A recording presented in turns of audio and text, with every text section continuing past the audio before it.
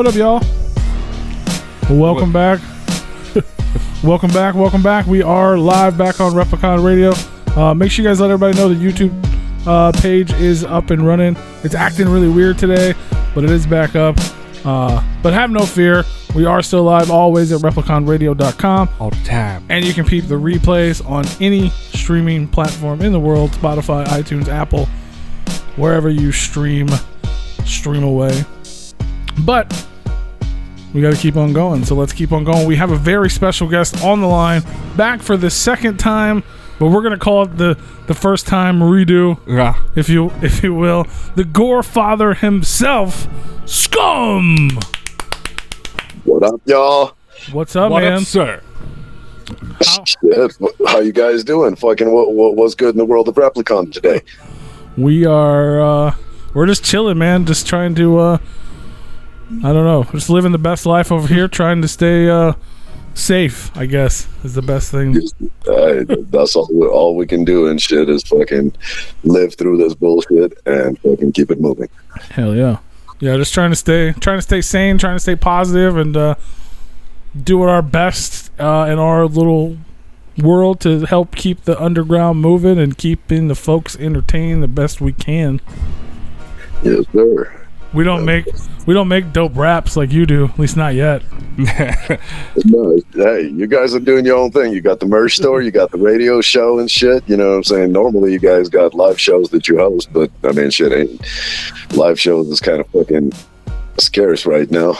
But it's terrible. I've been insanely sober lately because we don't have these. Somebody come let us host a drive-in concert, damn it. Right? We should do that. look at it, man. You know, we can just throw one.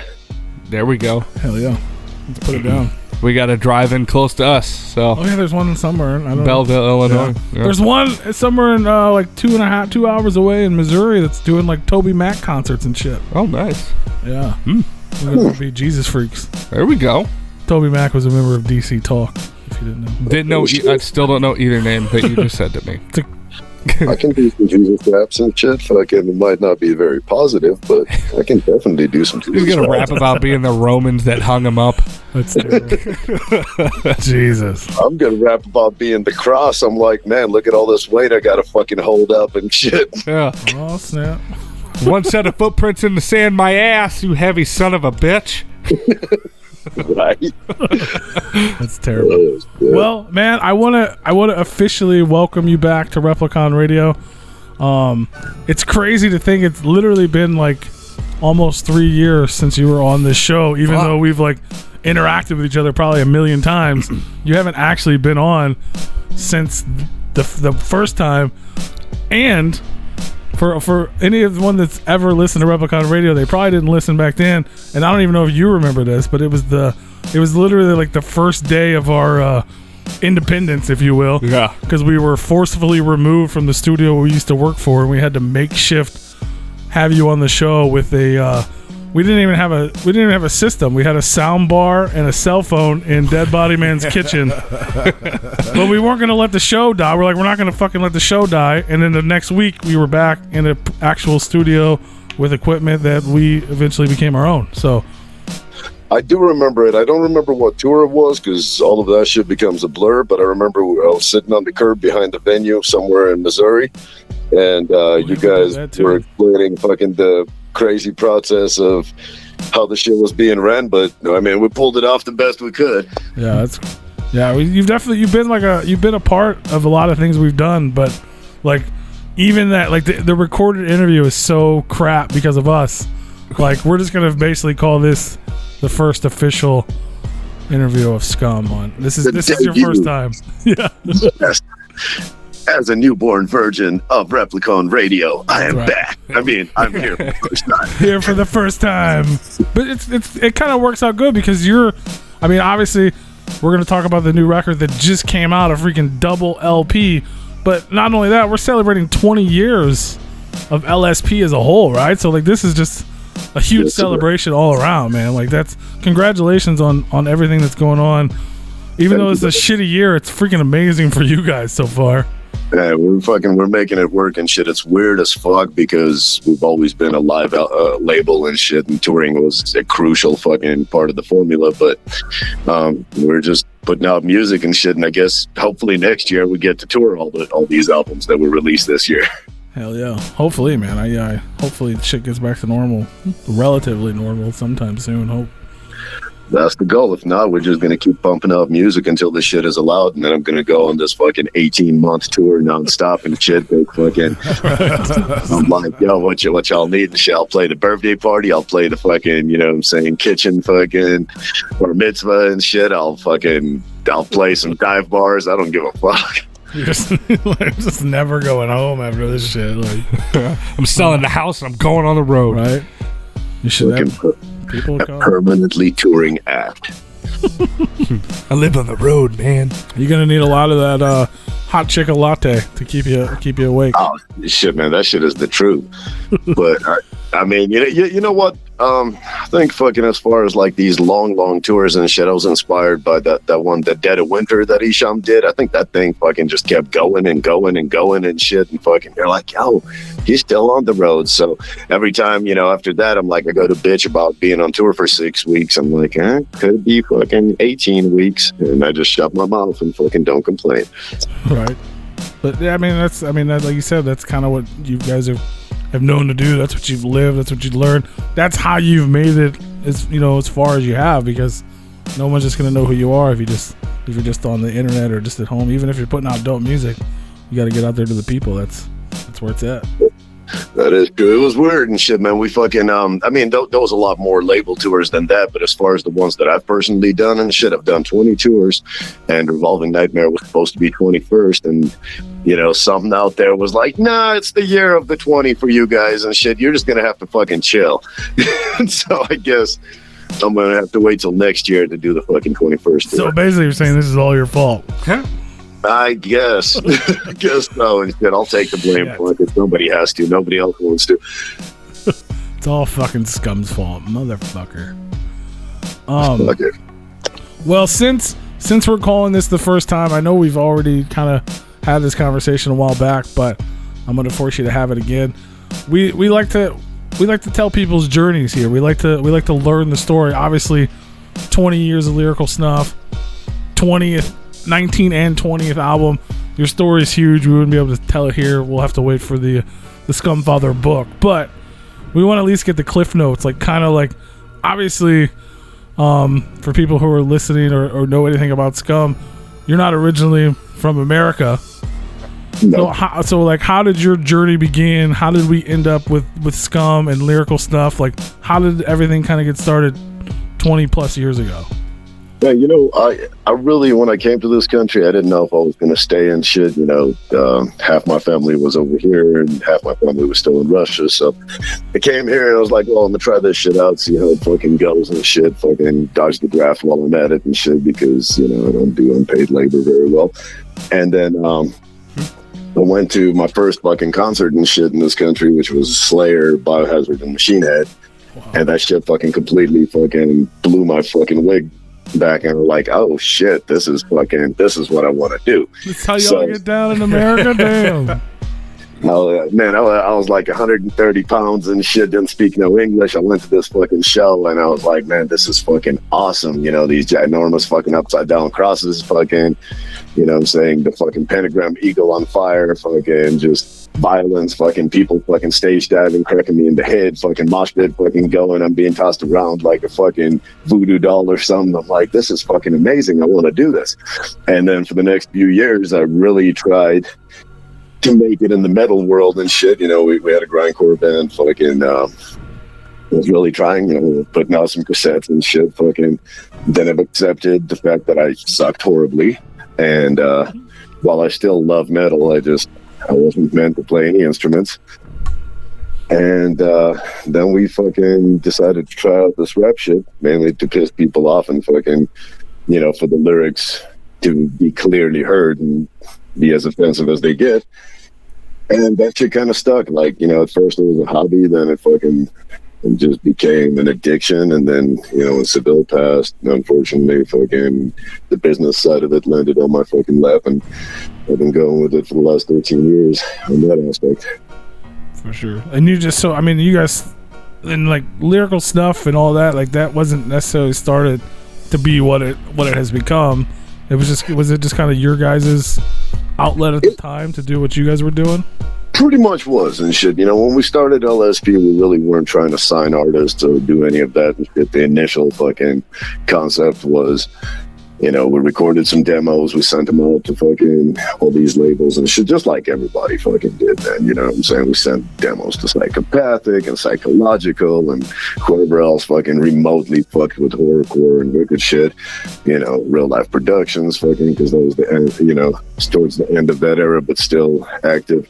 And of course, nobody fucking signed us because if I listen to that demo and shit right now and I'd be like, is this motherfucker serious and shit, fucking, why is he wasting my time?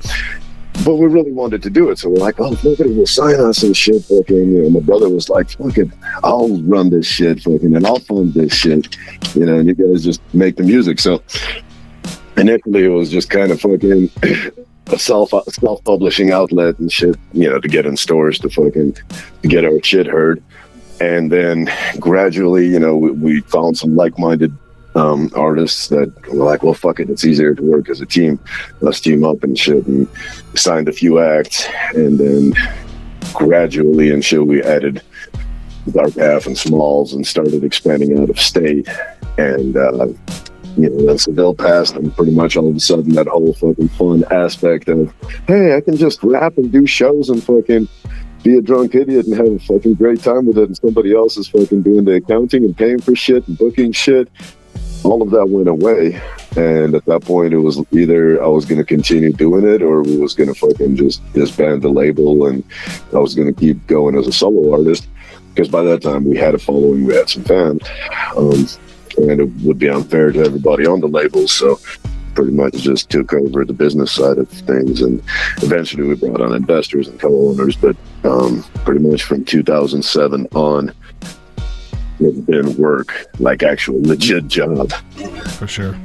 So and then 13 years ago, you just jumped right in and just kind of learned everything because you had to. You were pretty much. Fucking that's with all the music shit though, man. Like recording, mixing, mastering, fucking the business side of it, distribution, all of that shit. I've never went to school for any of that shit.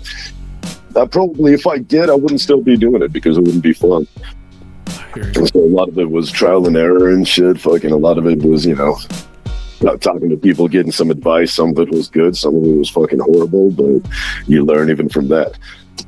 So when you guys first started out, and it was you and your brother, and you weren't sure if you were going to stay in America, like, was it the music that made you guys stay here? Was you were starting to see a following, or you just loved it so much, or you didn't think you'd have the opportunity back in Russia? Like, did your family go back home and like? No, actually, but by the time we started LSP, I was, obviously dead set on staying here and shit, and fucking, it was just the initial first year or two where I was like, I don't know about this, but because I wanted to do music and underground music really wasn't super cracking back in Russia, at least the type of underground music that I wanted to do. And I'm sure, somewhere fucking out there it was.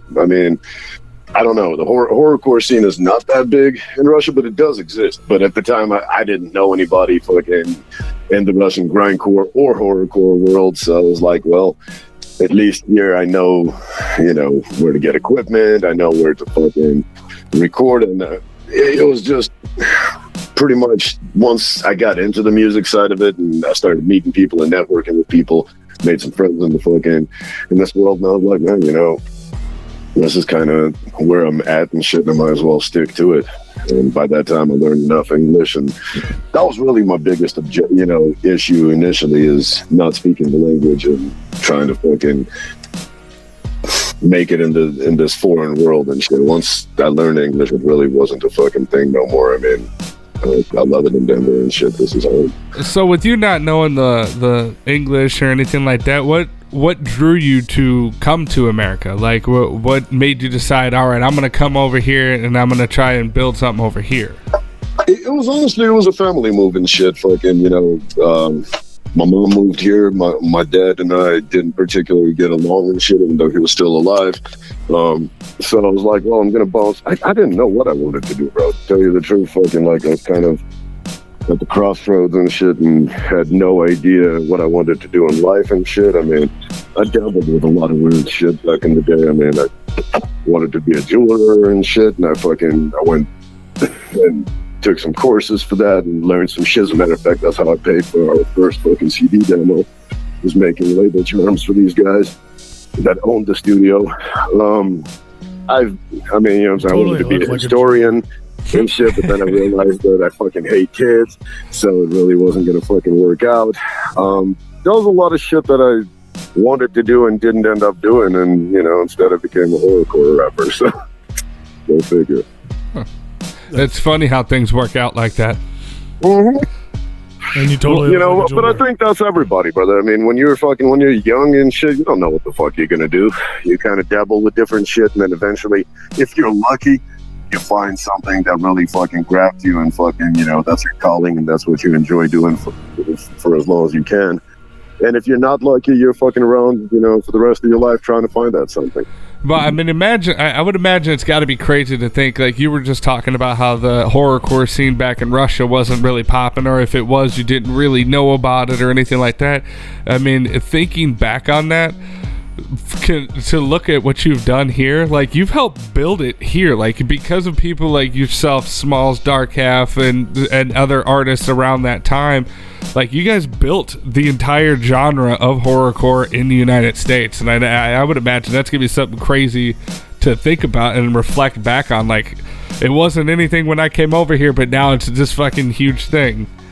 Horrorcore fucking had its peaks, though, man. Like I feel like we're definitely, like, we were breaking it down recently and shit when we did that Q&A, and fucking I feel we're third generation horrorcore and shit. Like first generation would have been like the ICPs and D-Shops and fucking Insane Poetries and Brother Lynch Hunks and shit, and fucking Gravediggers and fucking Flatliners. And then, the second generation and shit fucking would be the Q Strangers and fucking even a lot of Writers Records and shit that Class used to be a part of, fucking Mars. That was that second wave and shit, like the first independents that were not underneath these originator heavyweights and shit. And then we were kind of part of that era, though. You were like, we were basically, we are from that era, but these cats were already fucking, doing out-of-state shows and fucking, pro-pressing CDs, and we were just kind of fucking dabbling with this shit. So we were amateurs in the era when the second wave was doing their thing and shit. And then from there on, as a third wave, we built our own thing, and a lot of the older shit died off and shit. A lot of it changed. I mean, everything changes and shit. Fucking horrorcore is one of these fucking timeless fucking patients in a coma in my eyes, because when I got into horrorcore 20 years ago and shit, everybody was like, this genre is dying, it's on its last breath. And then 10 years ago, motherfuckers were like, this genre is dying, it's on its last breath. And you still hear that same shit today. And usually the motherfuckers that are saying that are the ones that are unable to find a way to reach the audiences, not doing shows and just burned out. And it's like, man, the genre ain't dying. Maybe what you're doing is dying, and you need to revamp it, change the formula. We've had to change the formula a few times over the years and shit, because every, 5 years or so, everything that you know and everything fucking that seems to be working stops working. And that's what breaks a lot of artists and shit. Like, they're like, oh man, all of a sudden fucking we do the same exact shit as 5 years ago when my CD was selling and people were fucking with me and nobody cares anymore. And it's like, well, this changed. Fucking this went to the internet and shit. Touring became essential. When we got into horrorcore, there was no horrorcore tours. It just didn't exist. It was there was psychopathic tours. There were real life productions tours, and there were psychological record stores, and that was it. Yeah. Like, nobody independent fucking toured and shit. Everybody, once every blue moon and shit, once a year, twice a year, motherfuckers would get together for this little fucking underground shindig in some fucking random state and shit that was badly promoted. It would have 50 artists and 25 fans. Fucking, you know, everybody fucking hung out and shit, performed for each other, fucking, and went home for 6 months. Nobody really was doing 100 shows a year. That was kind of fucking. It was way. It was a lot. It was a different world, especially, you know, I mean, this is all like pre-internet, so like you had to have psychopathic money. You know, obviously they're not huge, but they at least had some sort of mainstream success, and they had the money because you couldn't promote like you could pre-internet. Like, right, you had to have a network of stores and shit. Fucking, totally you know. Different.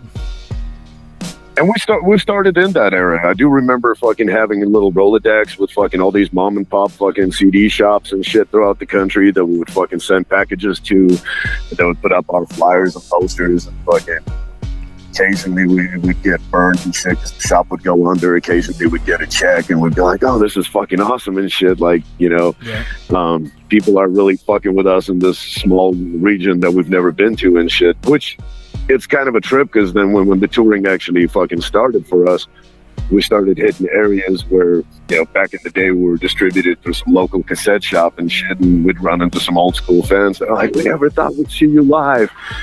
But at first it was the no internet, like you mentioned. Then it was the forums era, which was fucking Oracore.com and KillMusic.com, and those were the rival and the Mad Insanity forums. I didn't mention that one because they used to fucking hate my guts on that one even worse than Oracore.com did. And pretty much that was the three spots. There wasn't social media and shit. MySpace was a game changer because it gave everybody an opportunity to reach motherfuckers without having to fucking suck up to the moderator, without fucking having to fucking get yourself involved in these endless fucking multi-hour long chats and shit, fucking talking shit about fucking certain artists and praising certain other artists. It was very clique-like and shit. Like back in when we first started, you know, getting an out-of-state fan base and shit, like around 05 or so, it was like forums made you or broke you. I mean, that's where I found you, was on KillMusicStore.com. That's where I found some of the artists that I still follow today. That's like, you know, they had like that listing of all the albums and stuff, and I would look through and be like, oh, that looks interesting, I'll order that, and then I'd get it in the mail, I'd listen to it, and I'd be like, oh, I like this guy.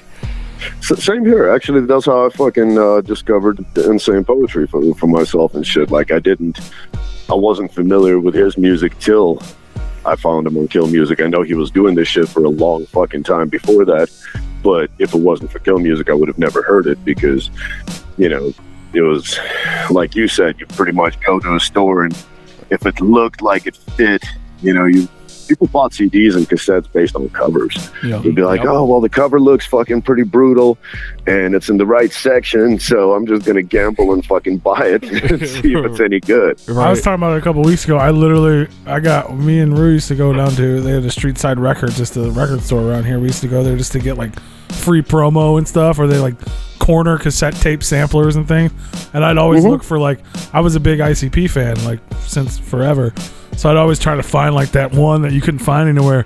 And I saw Insane Poetry when I was looking for Insane Clown Posse. And I'm like, what the fuck is this shit?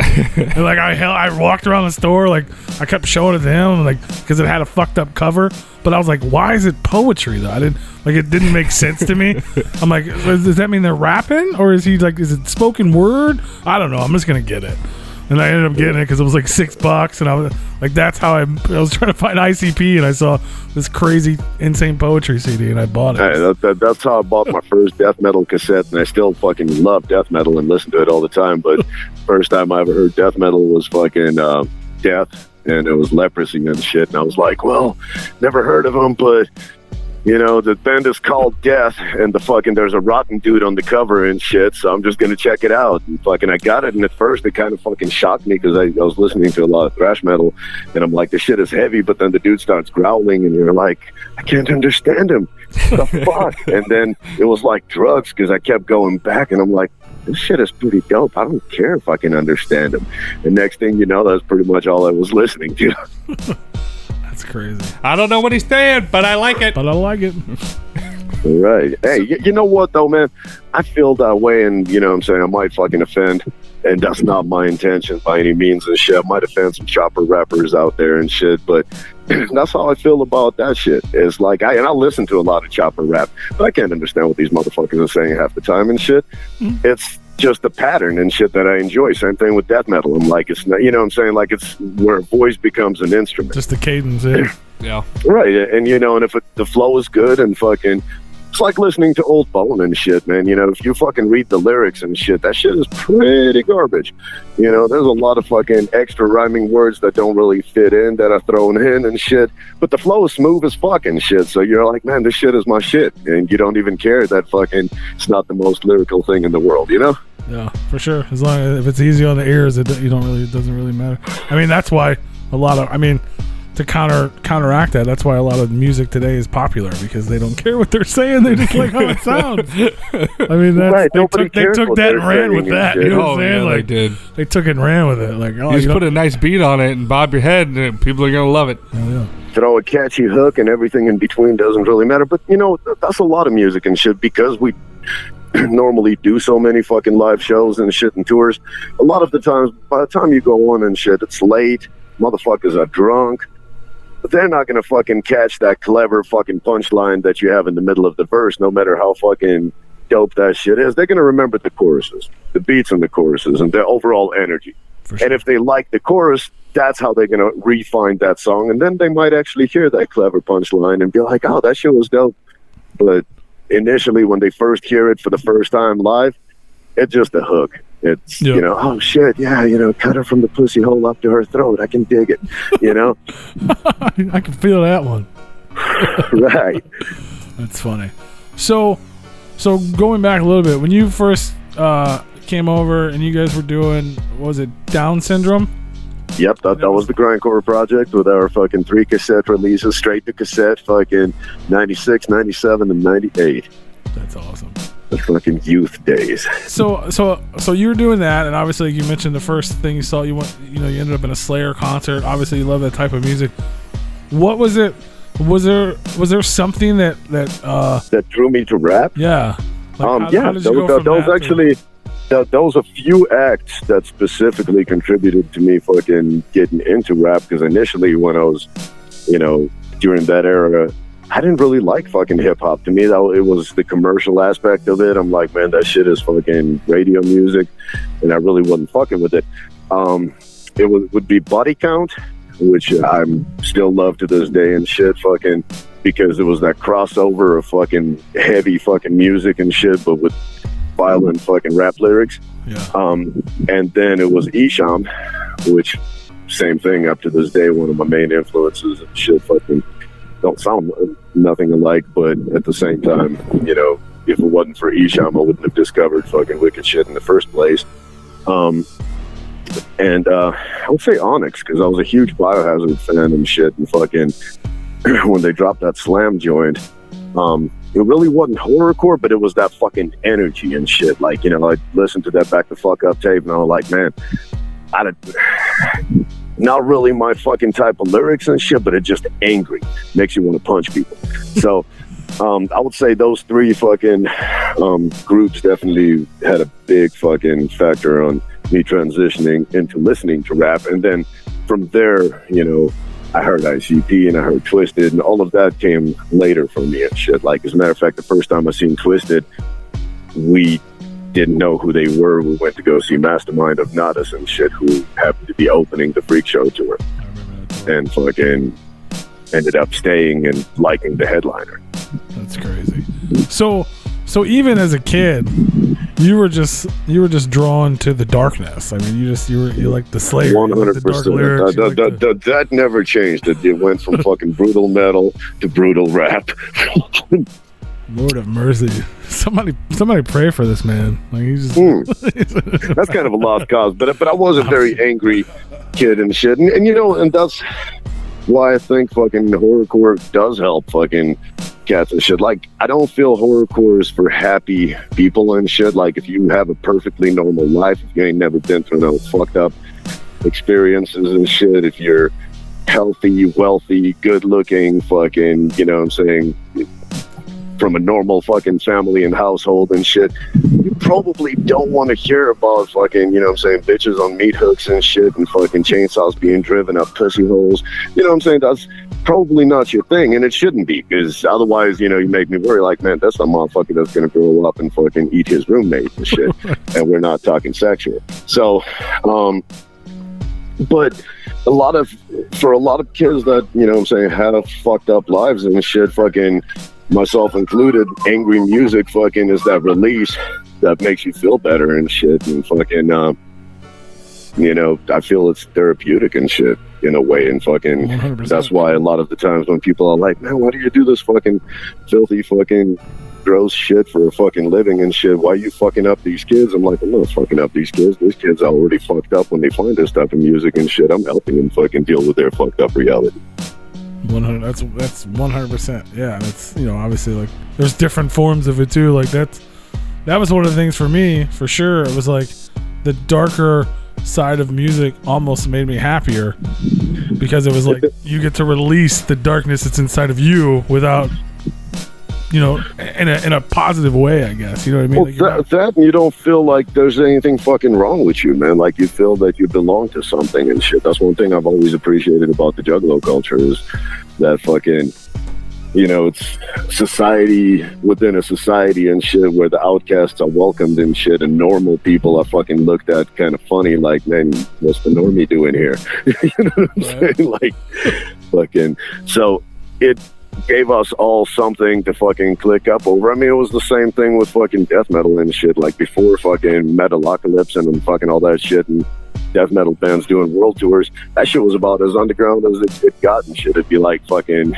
you know, I remember the first time I seen Dying Fetus and shit, it was like less than 40 people there, including the openers, and usually the ratio of men to women was like 37 dudes to 3 chicks, and fucking, you know, it was pretty rough. But I mean, you know, motherfuckers got together, got drunk and shit, fucking did drugs, fucking moshed, and, you know, enjoyed violin music, and then they went on about their business covered in bruises and hungover and shit. It was cool. For sure. Yeah, that shit, I remember even when I was in high school, I was into ICP and Juggalo stuff, and even like the death metal was like weird to us. You know what I'm saying? Like, damn, y'all are into some, like, we're in ICP, y'all are into some shit. Like, you know what I'm saying? Like, Marilyn Manson Korn was cool. It was the next step. We're like, oh shit.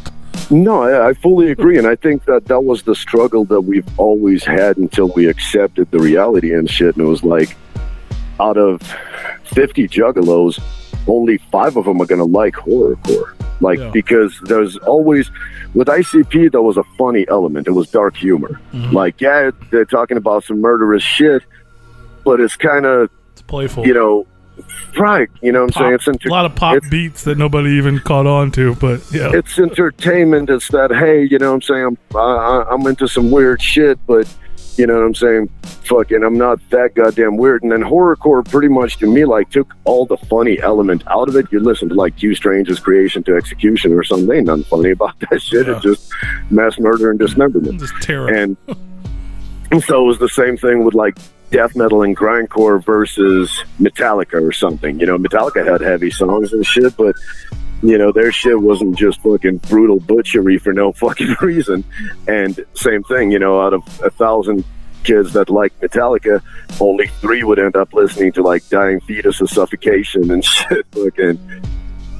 So yeah, it was just that next like that darker dimension. I feel, you know what I'm saying, like, if there's afterlife, which I don't particularly believe in and shit, but, you know, there's gonna be fucking Hell's Gates and shit, and, you know what I'm saying, like, you go down the stairwell and eventually you get to the main fucking, you know what I'm saying, like, dark dimension. And then for some of the shit that we do, and you know, the extreme fucking grindcore bands doing all of that, you just got to keep walking down them stairs a little further. So it's just, it's not for everybody. It's like, y'all are in the ICP is not. You take 1,000 rap listeners, and one of them will like ICP. And out of the 1,000 people that like ICP, maybe one will like fucking what we do. So it just the evolution of fucking, like, how fucked up can shit get? There's PG-13 horror movies, there's R-rated horror movies, there's fucking Japanese fucking, you know what I'm saying, borderline fucking weird torture fucking NC-17 shit, and then there's snuff films. Yep. We're with the snuff films. That's crazy. You're right though, motherfucking. Just hiding in the basement of hell, making fucking lyrics. Just hunched over a notepad in the corner, just I'm gonna fucking murder him. I'm gonna fucking murder him. Now, so with that, I guess with that being said, is that I don't know, like clearly when you're 98, 99, you're getting into music, you know what I mean, you're a kid and you're dark and you wanted to be dark and you're dark on purpose. 20 years later, still more than 20 years of lyrical snuff, 20 years of SCUM, more as an artist. But has you, I mean, obviously we heard the record, but has your mind about any of that like changed? Do you ever you ever think about, like you said, people ask you why are you doing that to these kids or whatever, which clearly you're not, but has there ever been like a time where you're like, maybe I should put some hope in my music, or maybe this one will be a little less dark? That there has been, and it's not even fucking times when I don't want to fucking go as dark with this shit. I'm just more open-minded now and shit. Like fucking when we first got into it, it wasn't about metaphors or punchlines or a fucking hot beat. You just try to make it as fucking graphic and offensive as you fucking possibly could. Yeah. And that was really the sole objective. I do take it as art now. I mean, I very much understand, as a huge Isham fan and shit, initially fucking when he started experimenting and putting out fucking certain records that didn't really fit that old school wicked shit sound, I was like, what is he doing? And then fucking now 20 years later I understand. I'm like, he's experimenting. He's done so many fucking wicked shit albums that he just wants to dabble with other shit. I've never lost my passion for horrorcore. I never lost fucking my passion for the dark side and that fucking final level of hell and shit, I guess. I just, sometimes it depends. We do a variety. There's songs that are fucking like just straight butchery and fucking that ain't changed one bit and that's never gonna change, or I'll fucking quit, and if I still want to do music, I'll just take a different LS and fucking call myself something else because I don't want to disappoint my fans. But there's songs that are fucking, there's a lot of depression and shit, fucking, and a lot of songs that translate into that. There's fucking there's certain songs and shit that fucking are just general anger and shit, fucking, but it's still it's all that dark shit, fucking. It's really like that never went away. I guess I've never lost the fucking the desire to fucking swim against the current and go against the grain and be that fucked up angry fucking kid, even though I'm not a kid anymore and shit. And I feel that the people that fuck with us, that's why they're so loyal and dedicated, because they know they guaranteed that shit. They're not like fucking, oh shit, Scum ain't dropped an album in a couple of years, he might come back with a fucking pop rock fucking emo record. Yeah. It's not gonna happen. Well, no, yeah, I don't think anybody would expect that, but like you said, when you were a kid, a lot of it was, or not, younger, we were all younger once, and a lot of it, especially if you're in that style, you're, like you said, it just let's be as out of fucking control as possible. But now as an adult, and doing it for so long, there's different things maybe you want to touch on, or be like, what, we don't have to be, you can be nice and evil at the same time. Or, what I'm saying? Like, it's just more deep development of the subject matter and shit, fucking, seeing a lot of shit over the years, fucking, like, it's evolving. Everybody evolves. But at the same time, you can't take away the core that, you know, created you, basically, you know, the shit that people fuck with you for. So, you know, I feel that every record that I do, there's 50% of the record that's for me, and I get to express myself however I feel in that fucking state of my life. And then there's 50% for the people that basically helped make me and shit, and like, you know, the dedicated fans, to where as an artist you can't ever forget that. And I feel sometimes artists fucking get caught up in that fucking egotistical mentality. Well, it's my art, I get to do whatever the fuck I want. And I'm like, no, not really. Like, you somewhat get to do what you want, but, you know, to an extent you owe these people that fucking been letting you live your dream and fucking helping pay your bills and shit. You kind of owe them what they support you for. And I mean, if you make this fucking angry music that fucking gets people through their day and shit because it's fucking violent as hell, and you know, they expect it, I couldn't give them a fucking all depression or all fucking, you know, spitting some knowledge and shit. Fucking, like, I could do 50% of it, but I feel half of your album is owed to your fan base. 100%. I can feel that. You're just wanting to get a Mr. Happy track out of SCUM. No, I'm just asking because I don't think that'll happen. I really don't. No, I don't see that. But I mean, you know, and if it is, it's probably going to be so fucked up content-wise. Like, what album was that shit on? Zippers Creepers had that joint fucking Clits and Tongues, and that's a fucking happy ass fucking club beat and shit. It has fucking. I mean, I've seen when we've performed that song and shit on that tour, there'd be chicks trying to fucking dance to it until the hook would come on. And they would realize what the fuck is being said, and then they would like really quickly like shake it off like they were just stretching their limbs and shit, because like, I can't be dancing to that shit. Let's do this fuck up. Awesome. No, because we were actually, me and that body man were talking. I don't know. I think when I said you were coming back on the show, and we were just talking in general, it was like meeting SCUM and like see, you know, obviously we see you at shows, we've seen you out, we've given you awards, we consider you a friend. And it's like he's like the fucking nicest, he's not nicest guy, and then also like working wise, he's like the most professional guy. He's always nice, he's always friendly, even if he's hammered, he's still nice. And if you didn't know his music and you just knew him as Ivan and met him somewhere, you'd be like, what the fuck? He does that? Like, he's such a sweetheart. What's wrong with him? You know, but that's actually fucking, I'm the living proof that fucking horrorcore can fucking improve your mental state and shit, and fucking, you know what I'm saying, like, and help you fucking through life. I feel, you know, there's been times and shit like, we drop an album and then fucking we're promoting the album, and then we do the tour, and then you come back from tour and you're burned out and shit. And so I go for 3-4 months without making a single fucking song. And I start catching myself getting fucking angry at random shit, fucking, you know, getting into fucking road rage and shit, and being like, man, you know what I'm saying, fucking the neighbor's kids are wilding out. You're like, man, I'm gonna fuck my neighbor up and shit, like fucking just not being myself, like turning into fucking kind of a piece of shit. And fucking, so then I go to the studio and fucking record something super fucked up and shit, and then I feel better. And fucking, it's like a form of stress relief. It is. It's to me, fucking making this music is like 100% like fucking a punching bag at the gym. You know, you want to fucking punch your boss in the face, you want to punch your neighbor, you want to fucking punch the fucking cop that fucking is giving you a speeding ticket and shit, and then you go to the gym and you beat the shit out of that fucking punching bag and you feel better. So it's the same thing and shit. Like, I feel that fucking, if I didn't have this release and shit, and, you know, if I listened to normal music and I made normal music, I would have lost my shit a long time ago, and I probably would not be a very pleasant person to be around.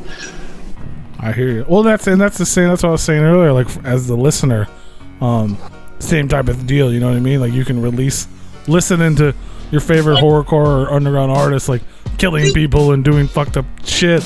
You know, you're screaming it in your car instead of actually going out and doing shit like that, or whatever you may do to release that stress as well. So No, I agree. I mean, it's the same thing. Like, I'm not just a creator of horrorcore. I listen to a lot of horrorcore. I still listen to a lot of metal. I listen to a lot of fucked up, angry music and shit, and it makes me feel better. You can't always record, you know?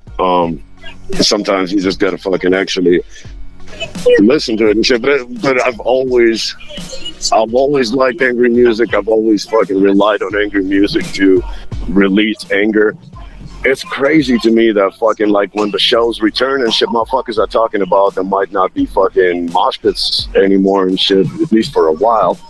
And I'm like, dude, motherfuckers are gonna start killing each other and shit. Like, fucking moshing is in big part like some of that peaceful release that our scene has. You know, fucking when just listening to it is not enough, and you know, you absolutely have to fucking put an elbow to somebody's fucking throat and shit, then, you know, there's moshing. They're just going to take the mosh pit and replace it with people standing in a circle, taking their masks off and screaming at each other. That's going to be... I don't know. It'll be a sad fucking thing for me because, you know, even right now I got a couple of shows coming up and they're fucking on me already. And be like, hey, you know, that shit that you normally fucking... Because I'm quick to be like, hey, I want to see motherfuckers moshing and shit, so I got to really watch what I say. Fucking not to encourage people to do some shit that's going to get the show shut down. So, it's crazy. Fucking kind of goes with what we were saying, you know, how fucking the game changes every fucking few years. Well, I mean, this is definitely a change. You're going to have to put a sign facing you on the edge of the stage that just has a moshing with a little line put through it to remind you. No moshing. They're going to have to make like anti-woke labels to put on fucking CDs instead of parental advisory lyrics. Yeah. Like, this record is not woke. If you are woke, please don't. You're going to be fucking offended. Yeah, I would imagine that in today's culture, it would have to be real difficult to try to put out new music with the context that you put it out. That like, and not, you know, do you worry about the whole state of society and being offended by fucking everything? Like, do you have that in mind when you are recording new tracks? I don't actually. You know, that's the luxury that fucking, you know, being in that fucking final fucking level of hell and shit gives you. The people that fuck with us do not care. And I've given up on fucking blowing up, you know, to the fucking radio level. Like, it goes with selling your soul and shit and fucking giving up your freedoms. Like, the more commercial you decide to become and shit, the more commercial success you seek when you're basically not no longer content with the cult following that you have and shit, and you want fucking normies basically to accept you. That's when you start selling out. I don't think, you know, selling out is... A lot of the times people confuse changing your style or experimenting with fucking something that you're feeling at the moment for selling out. Selling out is when you specifically fucking tone certain shit down for general public acceptance. The only changes in our music over the years, fucking, as far as certain subject matters that we've toned down, really didn't come from fucking any kind of society pressure. It's when we started doing horrorcore, we were basically aiming to offend everybody that was not down with it. Like, either you're gonna love it or you're gonna fucking be completely just repulsed by it, and that's cool. That's what we wanted. So over the years, you know, more people got into this genre that used to be on the outside, and it was okay to bash them because, you know, fucking they wouldn't fuck with our music, so it didn't matter how they felt. And the second they became fans and shit, you know, I had to adapt because I've never, you know, I love this fucking scene. I'm not here to fucking hurt my own fans' fucking feelings and shit. Like, their lives are already fucked up enough. But as far as like the general offending the public and shit and fucking, oh god, he's talking about fucking killing babies again or something, I don't fucking care and shit because it'll never be on the radio. I feel I got... You know, some people, certain artists, they break through to the mainstream and they got a few skeletons in the closet. That one song where they said fucking this and that and shit, fucking, and they're like, man, I hope nobody digs it out. Well, of course they're going to dig it out. It's the fucking world of internet. Well, I don't have fucking skeletons in my closet. I got a fucking personal fucking cemetery in my backyard. So, you know, by now I just accept that fucking, like, if somehow the only way we're going to get bigger is if this world keeps fucking getting more and more fucked up, and more people are just going to be down with this fucking brutal horrorcore shit. We could go into a post-apocalyptic world where it's like Mad Max type shit, and you know, where everybody's just listening to death metal and horrorcore. I mean, there you go. You know, I actually feel fucking, you know, on Bleed for This, we had fucking, you know, in the chorus, it was like, life is fucked up, so the music must fit. Well, I still feel that way, and I feel that part of LSP's success and shit, it kind of goes with fucking this world fucking becoming a shittier place to live. Like, I've noticed that as, you know, more motherfuckers were starting to lose their cribs and lose their jobs and fucking, you know, like, motherfuckers' money was becoming funny and fucking more people got into horrorcore. It's really fucking, like, I think if it can go one or the other way. It could be what you just said. And if this fucking world turns to complete shit and fucking we're living in a Mad Max society and shit, then yes, majority of the music people are going to listen to, not necessarily horrorcore and shit. I mean, it could be fucking, you know, City Morgue or fucking Cannibal Corpse or something and shit, but it'll be those genres of music that survive in a fucked up society like that. Or, which I don't think will ever happen and shit, we're going to fucking end up in a paradise on Earth and then fucking all these genres will die. But sure. Hey, Scum, hang on 1 second. I got someone that wants to talk to you. Hang on 1 sec. Okay. Yo. Special guest caller. Can you hear us? You cut out for a second, but yes, I think I can. All right. Can the other guy hear? Yo, my guy, Scum, what up? What up? Yo, this Lex. Lex the Hexmaster, ladies and gentlemen. Yo, how are you, brother? What's good in the Shadow Army world? Hey, man, you know, just trying to make it, man. I'm just get tuned in. I'm like, let me call in and fuck with my man. A lot of people out there don't know that Scum. That's one of my best friends. The dude always have my back, man. And I ain't come here to take up your time. I just want to show some love to LSP. Congratulate you on a new release. I'm hearing about it in the streets. People's loving it. Congratulations on the Smalls One joint. I know Razor is either coming out with something or just came out with something. LSP don't stop. These are some of the hardest hustlers I know, man. And just the fans just keep on supporting, dog. And much love to my brother Scum, man. Or vice versa. You know, fucking. There's people that you work with in this fucking music shit because it's a good business move, or because it fucking, you know, labels put something together. Lex is legitimately one of our fucking homies and friends and shit, and my brother. So, you know what I'm saying? Like, I'm kind of fucking, that's part of what makes me extra sad about these quarantines is like, we're so used to seeing each other at fucking sure.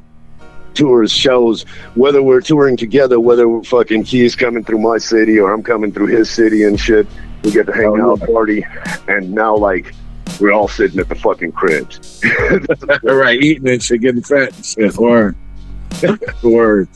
But yo, again, man, I just want to drop in, dog, and just show you some love, man. Just keep on kicking some ass out there, man. You know I got your back forever, dog.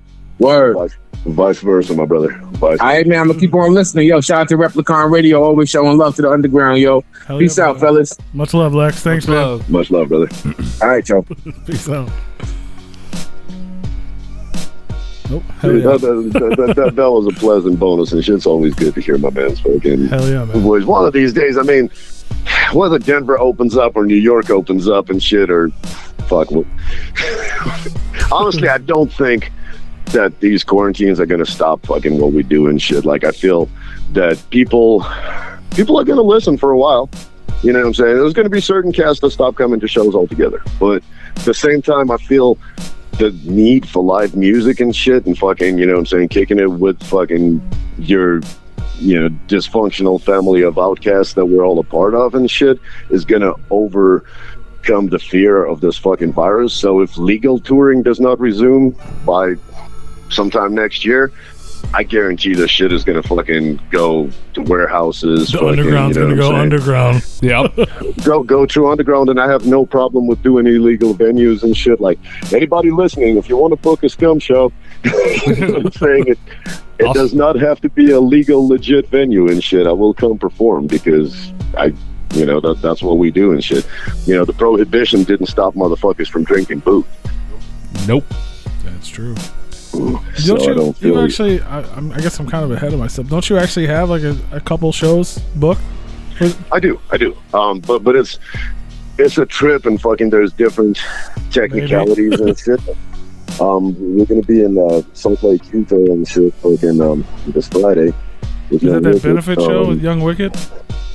Yeah, that's it's for our brother Rusty and shit, who was a really good dude and fucking fucked with all of us super hard and shit, and he passed doing these quarantines. So it's a memorial show for him, which we agreed to do, and we're obviously going to be there. So this is going to be our first out-of-state show since all the quarantines began. And then the following weekend, the following Saturday, I'm going to be in Grand Junction, Colorado.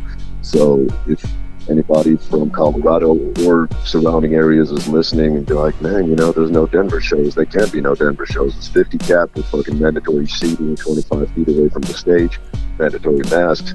So right now, doing a Denver show for an album release really wouldn't make sense. So we're going to be in at the Mesa Theater, and their cap is 175, and it's a big room, so they can do the social distancing and still fucking get a decent amount of homies in there. So that shit is going to be technically the official Colorado album release show. So I definitely hope some of my people decide to fucking take that drive and come fuck with it if you miss shows and shit. I understand it's 4 hours from Denver, but we used to drive a whole lot further to see some motherfuckers that we wanted to see. Right.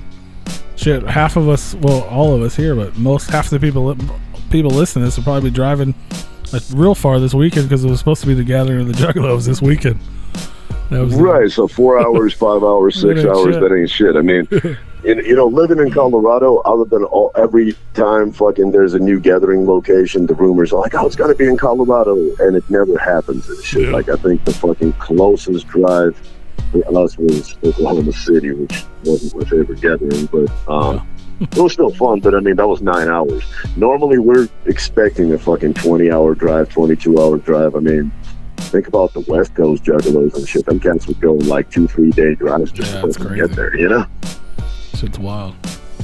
And I guess this whole thing, I just thought about it. It's a double thing for you, huh? Not only can you not tour, you guys can't even do shows at the Roxy and shit either. So you're like, we've been closed down since like March 17th. That shit's been sucking ass. Like, fucking, we can't close shows, we can't tour, fucking. We had a whole fucking coast to coast fucking tour booked and shit for Deadly Drug and shit with Damian Quinn and Razakel, HJ Grizzly and shit. Fucking that shit was like ready to fucking launch, album release show, and then all of a sudden all this shit hit the fan and fucking everything got canceled. Fucking everybody got grounded. The one good thing I can say about quarantine and shit, which a lot of artists can co-sign on and shit, fucking, my brother Lex that called in earlier and shit, I'm sure he can co-sign on that fucking statement. Artists, a lot of us been making way more music than we were before the quarantine. Like, that, it really, for those of us that, do music full-time, we don't have an option. Like, if you can't tour, if you can't do shows, if you can't do festivals, you have to make new music. You just have to. For sure. I mean, as a fan, I love it. And I'm excited because I know a lot of people have a lot more shit than we all know about. And they're just stacking. You know what I mean? So, like, when everything comes back. I would say 2020 is going to have probably more quality releases than 2019 could even dream of. Like, there's some good shit coming out all the time. I mean, it was a trip even on the 31st when my album dropped, man. Like, I seen fucking one of the sites post a list of everything that dropped that day, and I was like, Jesus, that's a lot of fucking good music that fucking came out the same day. And I mean, it's almost every weekend something dope is dropping. Yeah, there's a ton. Even I try my damnedest to pay attention because we talk about it every Friday to tell people the stuff that came out, and I can't even keep up when I'm looking because there's so much. Some of it just gets, kind of gets left behind. Like, SCUM came out with a new record, and the Horror dropped their record, and then 900 other people dropped singles. You're like, fuck. Yeah, it's crazy. No, that is 100% true. I mean, fucking a lot of the times you hear some shit and you know, and it sucks because we've all been that one release that fucking got slept on and shit, fucking, and you're like, fuck, man, you know. But it's the nature of the game, man. Like, we all, you know, as artists, we're supposed to kind of keep tabs on fucking each other, especially on the cats that are bigger than yourself and shit, fucking popularity-wise, to make sure, you know, you try not to overlap. But sometimes it's impossible, man. Sometimes you already fucking have a campaign built and shit. You already announced the release date, and then fucking here comes somebody fucking, you know what I'm saying, that's gonna steal fucking half the shine, being like, hey, we're dropping an album that day too, and you're like, fuck. But, you know, we're gonna be best friends. Release, buddy. Yeah, hell yeah. Sometimes there's just not shit you can do about it, man. At that point, fucking, you can be bitter about it, or you can just push your shit as hard as you can and fucking, you know, hope that next time you're dropping something that doesn't overlap with nothing. Yeah, but it's good and it's bad. You know what I mean? It's nice to have, as a listener, to have all this new music. You know what I mean? And then sometimes it's a little overwhelming, and you gotta. But then, you know, if someone like you're putting out 2 records essentially on the same day, you'll have plenty of time to read, you know what I mean? Like, oh, I didn't get the second one, so we can re-promote that next week. You know what I mean? Like, it's another one, and just keep putting it in people's faces. It's hard re-promoting. It's super hard re-promoting fucking releases once they're out. Not only because there's other new releases that are dropping, but honestly because a lot of, I'm not speaking about all the, you know what I'm saying, artists in this genre, but at least speaking for myself and some of the people that I work with and that I know and shit and that are on this label, we're like dogs and shit, man. You know what I'm saying? You're paying attention 1 minute, next thing you know, squirrel fucking, and you're, so I guarantee, I mean, like, I promote the record, and then all of a sudden, fucking, I get that creative burst and shit, and I'm halfway through with another record, and my attention already shifted to this new record, and I don't want to promote the old one, I want to finish the new one. Right. No, I hear you. I say it, but then we don't even, like I said, we don't even make music, but we can't even re-promote an old episode, man. I talk about it every week. I'm like, we should bring that one back up and push it. Enough people didn't hear it, and then it's like, no, we're on the new guest. We got next week. We got this one. They'll find it if they want it. No, sometimes people do, but you know, the beauty of this deep underground music and shit, and fucking like how dedicated the fan base is if they're really feeling you. The dope fucking part is when you get it, that new fan and shit, and you fucking, you know, just like we heard, fucking, be it, you know, Isham or fucking, you know, Twisted or fucking Grave Diggers or something, you hear some shit, and you're like, that shit is dope. And then you go and you fucking re-listen to their entire catalog. Well, for certain artists and shit like me, I'm like, yo, that is fucking awesome. Here's fucking 20 albums that you can dig. No matter where you got it. Just so. It was the same thing for me with RLP and shit. Like, I bought fucking Closed Casket, and then pretty much ordered everything that the RLP little mail order fucking catalog had, one by one. It's crazy. So before I forget, I kind of want to go back to, like, obviously we're celebrating 20 years of Lyrical Snuff as well.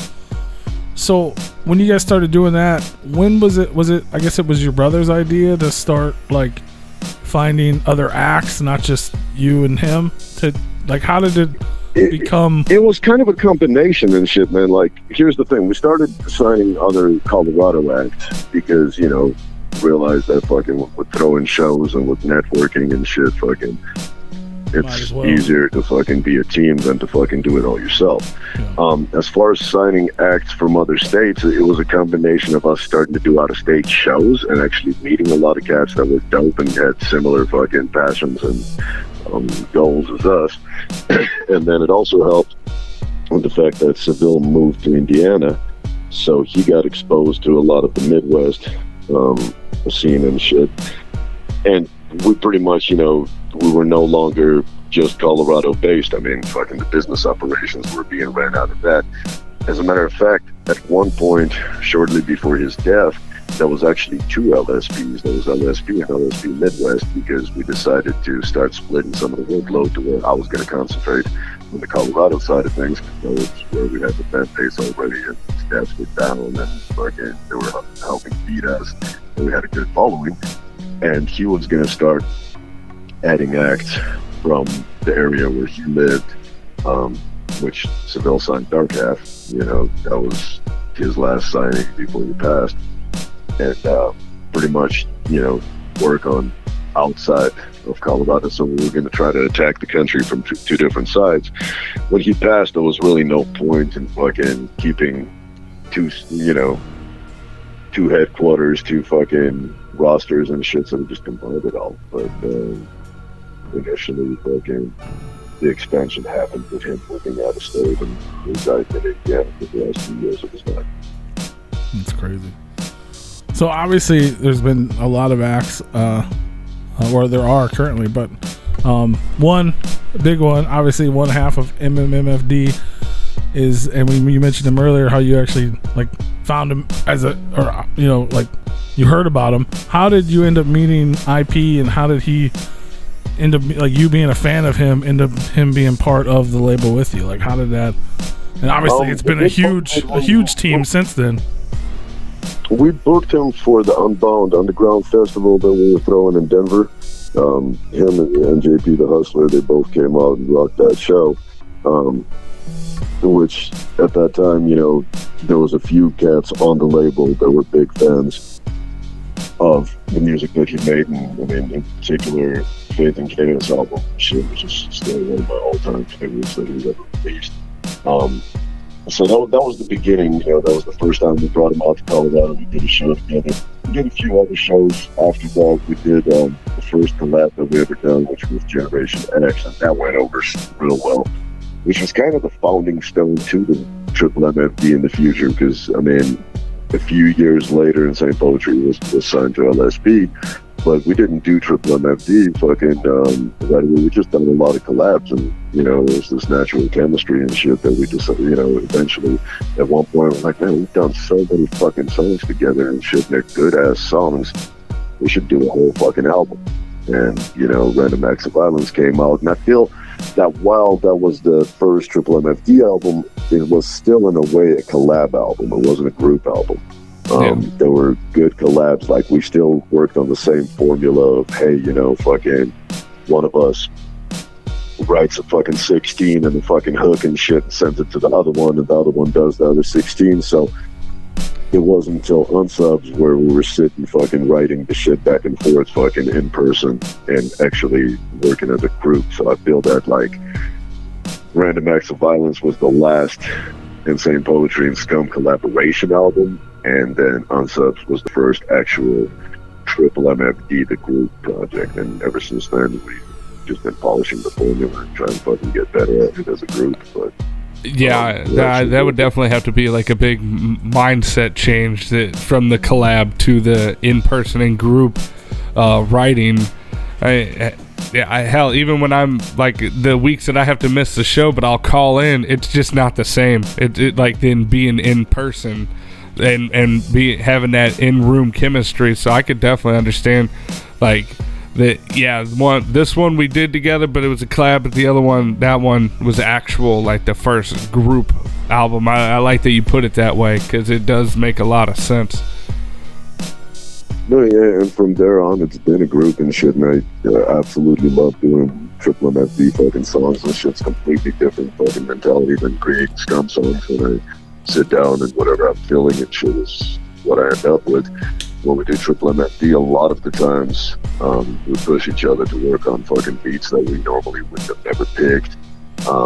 You know, we'll hear a track and I'll be like, oh yeah, that shit is gonna fucking be dope and shit. And Psycho's like, man, I ain't really feeling it. And then I'll lay down my parts and he's like, okay, I see where you're going with it and shit. And then we end up with a classic.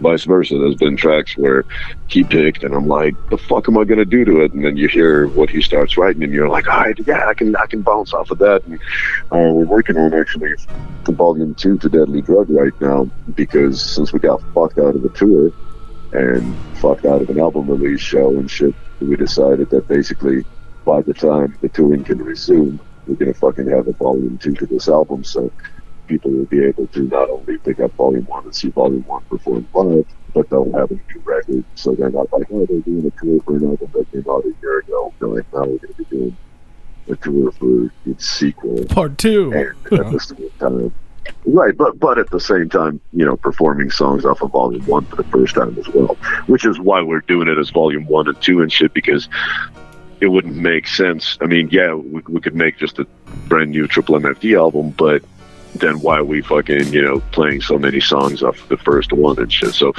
pretty much just, this mandatory delay in fucking touring is going to give us time to fucking go from a 12-track album to a 24-track album or something, For sure.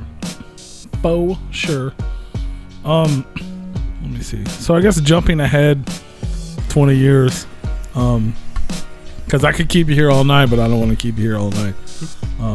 No, I definitely fucking, I got some studio projects. It's always a pleasure chopping it up with you guys, and it has been too long.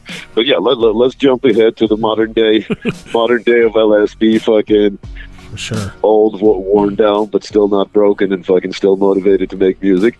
So 20 years in the game, we got obviously SCUM, we got Damian Quinn and Dark Half. Rest in peace, Gino, but there's still music being put out. Smalls one, we just made her return after 4 years. MMMFD, Insane Poetry, Class, Hex Rated, JP the Hustler, Razor, Violence. What? There's probably more that I'm missing. I'm pretty sure. Is that all? Fucking, because by that time you've already. My memory fucking sucks. You just announced that you're announcing a new act. You're missing Beast Mode Warriors, because we're going to be dropping their new joint, which is JP the Hustler and / Wicked. Their group project, kind of like, when we do Triple MFD versus solo. You're missing Death Foretold, which is technically, they're LSP veterans. They're one of the first acts ever signed to Label Snow Productions. This is their retirement album, but we are releasing one more. Oh, yeah. It's going to be El Fin, and we're probably going to do a career box set for them, just because, they've been with us since fucking day one, and this is the time to close the curtain, but got to close it with a fucking album. So Menace? There's definitely Donnie Menace is going to drop his LSP debut later this year, and that dude's a whole different kind of animal. I mean, he got some shit for, I'm excited for his fucking LSP debut. We also signed an artist to one album deal and shit, which we're gonna have a special announcement for that a little bit later in the year. But just trying to expand our sound. So we're gonna try something completely different. This artist is dope and shit. It's fucking gonna be something different from what the whole roster sounds like. So that announcement is still coming. Yeah, I saw you mention that when you guys did your live stream, that you had a new artist, and I guess you planned to do it already, but COVID kind of fucked it up, so you're waiting. Yeah, COVID fucked up a lot of shit, man. COVID fucked up a whole lot of shit that was actually fucking planned for this year. But at the same time, like I mentioned earlier, COVID motivated a lot of shit that wasn't even in the work to come out and happen. Everybody is fucking doing their thing, and you mentioned Dark Half. I mean, Dark Half, there's going to be a release this August and shit that's fucking going to be something that people have not heard yet. It is not the final Dark Half album, but it is definitely songs that were never released and never heard, and I'm super excited for that. Damien just dropped fucking his debut album. Not his debut, his solo album. I'm sorry. You've been sleeping. I love Kenosha, but fuck this city. That shit is some dope shit, and it's something different for Damien, which I'm super excited for it, because it's, I don't know how to fucking, it's, I mean, yeah, it's horrorcore, but I mean, it's horror, trap, punk. Yeah. I mean, if I was to fucking try to stick it, if I was trying to stick it in this genre, that's probably the closest fucking that I'd be able to define it as. But it's a dope record, so anybody listening have not checked it out yet and shit, it's definitely not like if you fuck with Damien and Cult Activity and Dark Half and the Cult Shit movement, you want to check out this fucking album and shit. Sure. We just had Damien on Daily Dino 2 weeks ago, and he's going to be back on Replicon Radio right here on August 24th. So make sure you come back to Replicon on the 24th. Well, Damien, I'm going to tune in. I'll let him talk about the record then. Yeah, he did want to know. He wants to know why SCUM hates him so much. Oh man, you know what I'm saying? It's just a fucking, Damien fucking Kiki is of Russian descent as well, and you know what I'm saying? Fucking, you just can't have two Russians on the same label and shit, man. You know what I'm saying? Like, Damien had that. You know, I remember when we did one of the tours that we did with Damien and shit. He had a release. It was a tour exclusive EP called "I Should Have Been Aborted," and I was like, "That's right, buddy. You should have been," and shit. So, buddy, but since you didn't and shit, and here we are. We're both grown and fucking. I guess we just got to learn to coexist. And I mean, we're part of the same team and shit. And if we haven't killed each other yet, then we're probably not going to kill each other. We'll probably still be on this label 10 years from now together. Hates him because he's a Russian. That's why he had to point out earlier that his brother signed Dark Half, not him. He's like, it wasn't even me. Nah, it wasn't even like that. I just, I'm saying that was a really... Dark Half played a very important part in LSP history, and I'm not going to fucking, take credit for something that my brother did. He did a lot of shit, fucking, like, honestly, he was the responsible one. When I was fucking 20 years old and, when we started this label, I wasn't ready to fucking run the business side of it at all. So if it wasn't for Seville, I'd probably wait out a few years and shit, get some more fans and fucking go and reattempt to get signed for some other label and shit. Now I don't want to get signed. Like, man, motherfuckers would really have to offer me some super crazy and shit for me to even fucking entertain the thought, and it would still have to be a dual release because LSP is, like, that's fucking half of my life and shit. There's so many people that are fucking that been down with this fucking that got that shit tatted on them, and I couldn't fucking walk away from them. So, but back then I'm like, no, I didn't want to fucking do it. That's the fucking behind the scenes work. I just wanted to rap and fucking perform. Oh, show, but definitely come a long way. You're like you said. There was different tiers, and you guys are definitely leaders of the current state of the underground for sure. I appreciate it, brother. And that's where that independent alternative and shit. There's a lot of fucking politics involved in the scene. There's a lot of fucking beefs and tensions and divisions, and really, we don't partake in any of that shit. Like, we want to make music, we want to entertain our fans and shit, and fucking until somebody is on that fuck LSP shit, and then we're like, well, fuck you and the horse you rode in on. Yeah. We fuck with anybody that fucks with us, and I feel it's that stable haven and shit for horrorcore listeners. But like, what you're gonna get, fucking, what I'm saying, the kind of treatment you're gonna receive and shit when you go to an LSP show, and fucking you wanna meet the artist and hang out with them and shit, fucking, the live energy you'll get, and the quality of releases. I mean, there's not every signing fucking that we had I'm happy about and shit, and fucking not everything worked out. I mean, there's obviously trial and error, but everybody that's currently on the label and shit, I'm fucking absolutely happy with the roster. Fucking, I feel we got some fucking really good artists that are fucking down with this team and shit. We got some awesome releases coming up that motherfuckers are working on and shit. Some are closer to finished, some are further from being finished, but there's not a single artist in LSD right now that's not fucking working on some new music and fucking, just getting ready to fucking finish this year with a bang and fucking enter 2021 screaming. Hell yeah. So far this year we had Class, Revenge, Article 1 and 2, Beast Mode, yep. Warriors, Warhammer, MMMFD, Deadly Drug, the Dark Half 10th anniversary. Chapters, yep. Fucking Smalls, obviously, I'm sure was huge. Everybody was talking about that, her return. We were lucky to have her, appear on our show, which was a blessing for us.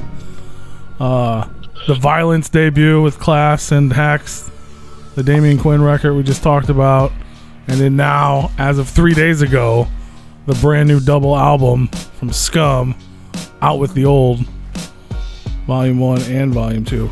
But first of all, man, why in the world did you decide to put out a double album when the kids only listen to singles nowadays? Honestly, partially because of what you just said. I've always wanted to do a double album. I've never had the time to do a double album because of fucking touring and fucking running businesses and fucking obligations. So realistically, fucking, in a way, quarantine helped me with that. I've always wanted to do a double album, and even if the kids fucking, but you're right, singles is the fucking new thing, but there's still people that listen to albums and shit and fucking complain when they get, oh shit, it's a full-length album, but it's only 14 minutes long. I'm one of those people. I love it. You just said it. I'm like, just because kids are listening to singles and shit, there's a lot of us fucking, grown motherfuckers in the scene that expect that when you're like, this is a full length, right? And you get the full length and shit, and if the shit is not even hitting the 15-minute mark, you're kind of, you feel like you might have gotten a little shorted for your money. Yes. And then fucking the other thing, CDs are dying, man. Like, there's always going to be collectors and shit, but really the era of compact disc is almost at its fucking end. I mean, everything, new cars don't come with CD players. Everybody's bumping music on their fucking phones and shit. Everything is digital. There's only, like, if I didn't put out a double album now, I probably never would have gotten it. For sure. I can see that. And it was too long to make it a double vinyl. It would have to be a triple vinyl. So, pretty much like this is my tribute to the 20 years of CD era that, put this label where we're at. I mean, everything we've released, we always do drop a physical version. I mean, LSD is at over 90 releases right now. So the goal is to at least hit 100 before there's no more CDs, because I like hanging them on the studio wall. And kind of. Are you planning to make that one yours? And so you planning to make number 100, make sure that one's yours? Well, not necessarily. It's just to me, man. Like I would if I was SCUM. It's so hard to guess. We got such a fucking hard-working, active roster and shit. I mean, realistically, we're planning a Donnie Menace release this year, Death Foretold release, another Beast Mode Warriors release, an Insane Poetry release, that one release that I keep teasing and shit. So that's 5 more already. That's going to put us at like 9. You're like, fuck, I missed it. Exactly. Shit, we're at 102. God damn it. Yep. Don't get me wrong, I probably got an album worth of new fucking unreleased fucking material on my computer right now, so that I could just fucking press up and be like, whenever motherfucker drops 99, I'm just gonna do it. But it's not even that, man. To me, there's my path as a solo artist and shit, SCUM, and fucking, 20 albums fucking that I was personally involved in, be it group, be it solo. And then there's LSP, and LSP is so much bigger than SCUM. It's a whole fucking movement and shit. It's a fucking coalition of quality artists and shit. So as long as I can say that all these releases were not booty and shit, I don't even care which one of us fucking drops number 100. I just, I might fucking request that I'm featured on it, but I really don't care as long as it's a fucking, it just has to be a banger. Like number 100 cannot be a fucking remake Damian Quinn. 12-minute EP fucking, you know what I'm saying? Like, it has to be a good fucking solid album and shit. Other than that, I absolutely don't care who on the label does it and shit. I'll just be happy to say, hey, LSD fucking left behind. If the world was gonna fucking, say the internet fucking dies next year, like there's no more internet, that will probably, as dependent as fucking this world has become on the internet, that will disconnect 99% of people from everybody they fuck with outside of their fucking home city. And from there on, of course, zombie apocalypse, Mad Max, all that shit. But you know, at that point, I want to say, hey, we left behind fucking some quality music and shit. So as you're shooting zombies and shit, you can pop in one of your scratched up old fucking LSP CDs, you know, use the whatever fucking last batteries that you were able to plunder from a local pharmacy and fucking bump you some gore hop while shooting at these zombies. There you go. Well, I know everyone's excited to see the future. And I know maybe it'll be this, some other secret group project you also mentioned you were working on. So lots of secrets over there at Lyrical Snuff this year too. There's so many fucking dope things that we, you know, that's once again the luxury of COVID and shit. For once, you got a fucking roster fucking filled with dope fucking artists and shit that are creative people, and all of a sudden fucking they get some extra time that they weren't counting on to fucking create music and shit. So people are experimenting. I mean, I don't even know what half the fucking roster is working on right now other than their official scheduled releases. For all I know, fucking, you know, tomorrow they might come to me and be like, check this out. We did this fucking, you know, full band fucking doing some fucking aggressive, you know what I'm saying, deathcore or something. And I'd be like, okay, cool. You know what I'm saying? Like, I don't know. And Down syndrome is back. Right. I'm actually kind of excited fucking that, you know, what might have in their fucking computers right now and shit, and on their fucking flash drives. Like, it might be some really dope shit that I don't even know about that they're going to reveal to us eventually, and we'll be like, man, that is dope. When did you make that? And they'll be like, in the fucking quarantine. Fuck yeah. So out with the old Volume 1 and Volume 2. It's out now. 30 new tracks, almost 2 hours of freaking music. That's crazy. Actually, yeah, speaking of physical discs, yeah, if they do pick up the physical edition, it's 35 tracks and it's over 2 hours. There you go. So go get that because you know you want it. Core hop.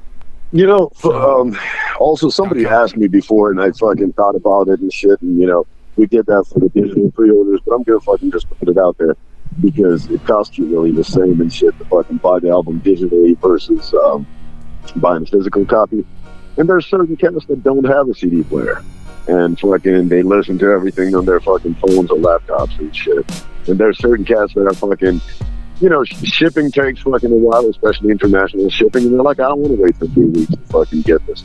So if anybody legitimately bought out with the old digital versions, shoot me an email to scum412@hotmail.com and I'll email you the 5 tracks that the physical has that are not on the digital.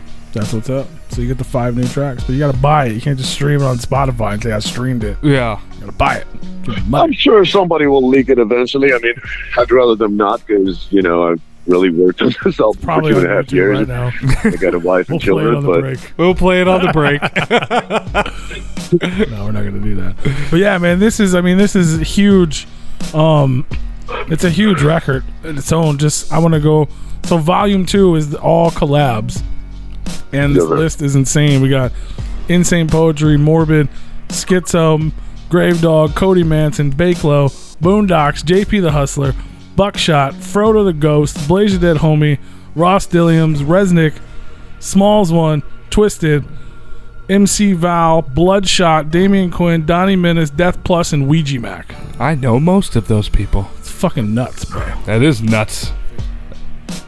that is a lot of featured. I think there's 25 featured. There's a lot of heavyweights. That's everyone. Yeah. Who'd we miss? ICP? No. I don't know. Like, who's not like ever? You got almost everyone ever.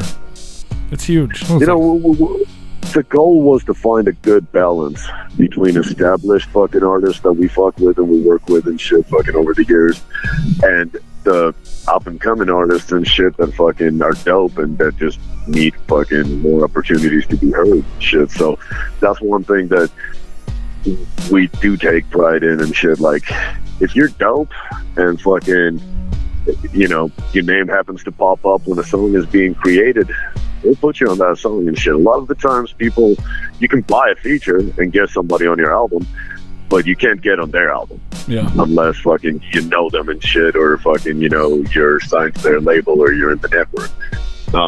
That's not the case with LSP. Like, we value this underground that fucking allows us to do what we do and shit. we try to work with as many talented artists. We might not sign everybody. I physically cannot. Like, I already have this team behind the scenes working at 120%. Fucking, if I go and sign 3-4 more artists, they're gonna fucking do me like Caesar and shit, and I'll come to the office one day and all of a sudden they're gonna step the fuck out of me and be like, all right, you know, fucking, let's go raid his hard drive and put out that final SCUM album and shit and fucking go home. Not enough hours in the day. But at the same time, you know, while we can't sign everybody and shit, we're definitely gonna fucking keep working with more and more guests in the underground and trying to fucking help fucking be heard more, just because I want this music to be alive long after I hang up the mic. For sure. Well, I mean, 20 records, solo albums, 20 years of LSP, and obviously there's a ton more to come. Like, you've only just begun and you already have a legacy behind you, so I don't see anything stopping you from doing all that and more. No, we still got a few left in us and shit. That's for sure. I mean, you know, sometimes this album actually, because of how much work went into it and how much time went into it, there was a couple of times when I fucking questioned if I'm gonna fucking keep making SCUM albums after that or just concentrate on the group projects and shit. But like, hey, maybe this will be my fucking final album and shit. You know, I'm giving them everything I can, and you know, I went through that and fucking then like, nah, I got ideas that didn't even make this album. I'm gonna have to fucking make some more songs. Well, you can't go out with the old and not go in with the new. I mean, that's correct. Everyone's that is very true. If anything, this album was to fucking wrap up, you know, the 20 years of me doing this shit fucking, and you know, I was trying to put out the best fucking possible album that I could and shit to sum up the first 20 years of fucking doing the score hop shit. Doesn't mean that there's not going to be the new, just like you said.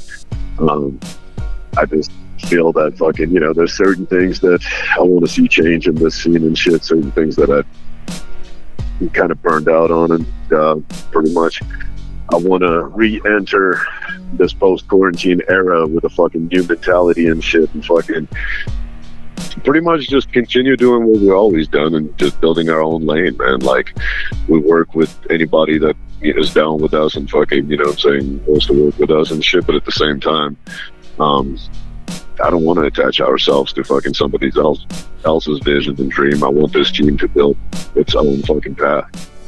Amen to that, man. Amen. And yeah, this is definitely, like I said, this is the SCUM opus, the double record. It's like you just slapped it on the fucking table. Like, here you go, motherfuckers. This is me. Now let's see what we do for the next 20 fucking years. I love it. At the same time, that's why we did the solos disc too and shit, because, you know, there's always been an argument in the underground when how many collabs versus solo tracks is too many. You know, be like, well, is it not enough variety, or is it fucking too much variety to where, well, you know, it's a compilation, it's not really you no more. So that's why this album, actually, the tracks were mixed up. There were solo tracks that were fucking group tracks, and then we decided to break it up and be like, hey, if you fuck with this, you know what I'm saying, door hop shit, and you want to hear a SCUM record, here's a fucking all solo SCUM record. And if you want to hear fucking us working with people we fuck with and shit on a variety of beats and fucking, you know, doing a group effort, here's volume 2. And you have an option to buy one or the other. Yeah, that's crazy. The double disc, you can pick the disc. All the options in the world, man. Whatever you want. We need a remix to Tales from the Freezer, because we did a Replicon radio watch party for NetFest when you performed that. That was the first time we heard that song, and we were all pretty drunk on Jaeger, and we just assumed that you were saying the Jaeger's in the freezer, not Tales from the Freezer. So we like already made it, and we're singing and enjoying that version of the song that doesn't exist. So if you can go ahead and remake the Jaeger's in the freezer. No, so there might be a remix, but you just proved the point that I was making earlier in our conversation and shit, where sometimes the chorus is really the only thing that you're going to remember from the song and shit, fucking when you wake up the next day hungover after that concert. Yes, we did it. we enjoyed the fuck out of it too. We're like, the Jaeger's in the freezer. These is the Jaeger's in the freezer. It was fucking awesome. Yeah, no, I mean, it definitely has some slightly more disturbing content, but there is Jaeger in the freezer. As a matter of fact, I just put another bottle of Jaeger in the office freezer because we finished the last one. Oh shit! Yeah, fuck yeah, man. But yeah, the record's great, man. Double disc for everyone. I guess for anyone that hasn't listened to it yet, or I guess when you made it before anyone heard it, besides the close people, what did you want people to get from this album? Like if no one heard it yet, and you're like, this is what I want you. This is why I want you to listen to it. What would your description of the record be? Honestly, it was an attempt at a first reintroduction, kind of like what we're doing right now with this show and shit, even though we fucking chopped it up before, but due to technical difficulties and fucking the era, this is our fucking first official Replicon show together. So okay, fucking kind of the same thing. Like, I wanted to make it as diverse of a record with a little something for everybody in horrorcore. Basically make an album to where it'd be like, all right, here's my message to the people that never listen to me and shit. Whether they don't fuck with like that side of horrorcore, whether they fucking think, I'm saying, I look corny, whether they fucking just never heard of me. Like, if somebody comes to a merch table and be like, I never fucking heard SCUM and shit, what does he sound like? That's the album that I want to fucking be able to sell them. And if they listen to, how I said, I'm like, you can get into an artist fucking on almost any album, and if you really fuck with that album, then you go back and you buy their previous releases. It's like watching a fucking TV series. You might have gotten into it on the third season, but then you binge watched all of it, and now you're waiting for the fourth season. Well, that's what I wanted to fucking do with this record. If you buy Out with the Old, you listen to that shit, and you're like, man, I'm just not feeling it. Well, I will save you fucking money on buying the other 18 releases then, because you're not gonna fucking probably find anything for yourself. So this is my basic, like, hey, I finally had the time to fucking spend on an album without fucking tour pressure, without label deadlines, without lack of releases to where we needed to put it out and shit, fucking because we didn't have a release for a minute and label got bills to pay. I really want that to be like, hey, if you never listened to my shit, or you haven't listened to my shit in like 18 years and you're like, well, the old shit was garbage, well, that was 18 years ago, check this one out. And if you still ain't fucking with it, then you probably are not gonna like fucking my music and shit ever, so you might as well just say it's not for you. And I respect that, because you checked out the one that I'm saying, hey, listen to that one, and if it's not for you, it's not for you. There you go. We'll go check it out and find out if it's for you. And you can buy it at gorehopshop.com. And you got all kinds of super dope fresh bundles that are still available, right? Yeah, gorehop.com. Gorehop.com. And there's, I think we're keeping the bundles, at least the ones that are not sold out, because there's some of the shit that we just can't get anymore. But I think we're keeping them going through this weekend. So basically, this whole week until Sunday, whatever is left will be available. After that, as far as the bundles, they'll be gone and shit. You'll be able to buy bits and pieces of them or whatever we didn't run out of and shit. But these pre-orders did a lot better than I could have hoped for. So we sold out of a lot of shit. And I want to thank everybody that fucking helped make it happen and shit, because it was needed. Hell yeah, man. That's awesome. Yeah, congratulations on all this, on that. Like I said, I know Smalls did real well, and all this stuff coming out. I had a couple questions from people that were in the chat room that I just let sit there. Let me see here. Darby O'Trill wants to know, what's your favorite drink besides the deer blood? Besides the deer blood, it fluctuated over the years, but currently it'll be Screwball. Screwball is my shit. That shit's delicious. That's that peanut butter whiskey, right? Yes, sir. Oh, that shit's so good. That's so good. So that would be fucking after Jaeger, and we're talking original flavor. I actually don't mind the coffee one, and the Manifest was cool, and fucking, always try the new Jaegers, but the original is where it's at. It's still the best one. The coffee one scares me. I'm afraid I didn't even want to purchase it because I just assumed it would be terrible. And I would just waste it was money. better than the ginger one and shit. It actually fucking was one of the only ones. I didn't like spice. I didn't like the ginger. Fucking, so coffee one was actually okay. But still, the original is where it's at. Probably wouldn't mix well with Red Bull. But yeah, second favorite beverage, Screwball, no mixer. I like Jaeger bombs. I prefer fucking drinking Jaeger with Red Bull exclusively. But at the same time, as far as Screwball, I drink it room temperature and without anything added. I just enjoy that peanut buttery flavor. Yeah, it's good shit. Chadwick, shout out to Replicon and SCUM. Shout out to you. Juan says we need a SCUM and Necro collabo. It's not really a question. But there you go. You know, there's a lot of artists I'd like to do a collaboration with eventually, but at the same time, by now, I just let it happen naturally. If it happens, it happens and shit. Like, I don't really... We're in such a weird cult following pocket that I do collabs because I enjoy them, not because they're going to sell me more records. They never do. Yeah. I can put out a solo SCUM record without anybody on there and probably sell the same amount of copies as the one that fucking has everybody on it. But so if it happens, it happens. Me personally, I'd really like to see SCUM and Mr. Hyde collab because I was always a Mr. Hyde fan when it came to psychological and shit. But we'll see what fucking future holds and shit. As long as we're still alive next year, there'll be another album, there'll be more collabs. Hell yeah. Crazy Let Mama wants to know, are there any more plans to release more music videos off the new album? Yes, there's a couple of songs that I would absolutely love to see turned into videos. We're just, it's all going to depend on time, budget, and my state of mind at the moment. Like right now, there's 2 songs on this record that I would still like to turn into videos, but by the time I have the time and the crew to shoot it and all of that, it might be something completely different and shit. So yeah, definitely there is possibilities of future music videos off this record because it is such a long album and I spent so much time on it.